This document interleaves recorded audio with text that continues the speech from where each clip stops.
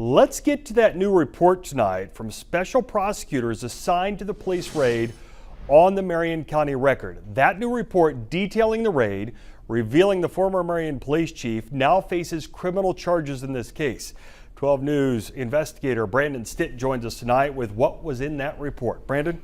Yeah, Mike, it's a poor investigation and erroneous conclusions. That's in the 124 pages of this report issued by the specially appointed prosecutors today. Those two findings are what led to the raids in Marion County last year.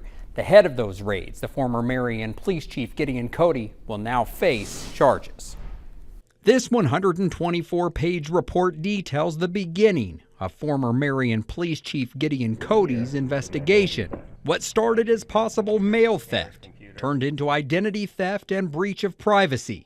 The victim, a local business owner who'd planned to renew a liquor license. The suspects, according to Gideon, the Marion County Records, Eric Meyer and Phyllis Zorn, along with then Marion City Councilwoman Ruth Erbel, and a newspaper's source. We now know no crimes were ever committed by any of them. It is clear from their investigation that they knew mere days after the raid that we had broken no law whatsoever. And the search warrants, although issued legally, prosecutors say were issued based on a poor investigation and erroneous conclusions.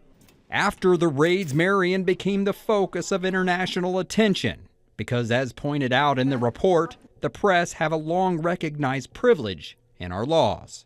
As more information began to surface, the report says Gideon sent texts to his victim, telling her to delete text message between the two. After being placed on administrative leave, Cody resigned in October.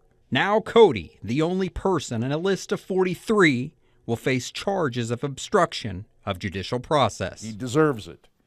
But there are other people who have responsibility for this as well, and they really weren't addressed in the thing. Now, the special prosecutors are expected to file charges against Cody in Marion County. As far as when those charges will happen, it's not yet known.